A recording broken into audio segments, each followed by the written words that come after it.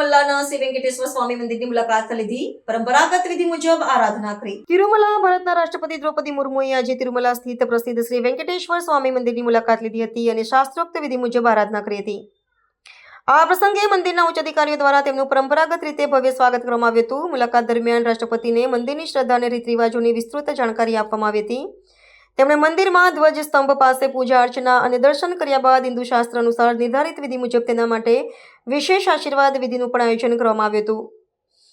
આ યાત્રા દરમિયાન આંધ્રપ્રદેશના ધાર્મિક અને સામાજિક મંત્રી તેમજ મંદિરના વહીવટી અધિકારીઓ હાજર રહ્યા હતા. દર્શન અને પૂજા સંપન્ન થયા બાદ મંદિરના પ્રમુખ દ્વારા રાષ્ટ્રપતિશ્રીને પરંપરાગત રીતે મંદિરનું પ્રતીક ચિત્ર, પવિત્ર પ્રસાદ અને નવા વર્ષ માટેનું સમયપત્રક તથા નોંધપોથી અર્પણ કરવામાં આવ્યા હતા. મંદિરમાં પધારનાર મહાનુભાવોને આ વસ્તુઓ અર્પણ કરવાની પ્રાચીન પરંપરા છે. પ્રવેશ વિધિથી લઈને દરેક ધાર્મિક વિધિઓમાં સુવ્યવસ્થિત રીતે ભાગ લેતા રાષ્ટ્રપતિની શ્રદ્ધાની અભિવ્યક્તિમાં દેવી યજ્ઞની અનુભૂતિ જોવા મળી રહી હતી. રાષ્ટ્રપતિ દ્રૌપદી મુર્મુની આ તિરુમલા યાત્રા ભારતના સૌથી પવિત્ર તીર્થસ્થાનોમાંની એકની ધાર્મિક અને સાંસ્કૃતિક પરંપરાને વધુ બળ પૂરું પાડે છે. દેશના સર્વોચ્ચ પદ પર રહેલી વ્યક્તિનું મંદિરમાં ઉપસ્થિત રહી ધાર્મિક વિધિમાં ભાગ લેવો એ દેશના નાગરિકોમાં શ્રદ્ધા અને સંસ્કૃતિ પ્રત્યેની જાગૃતિ વધારે છે.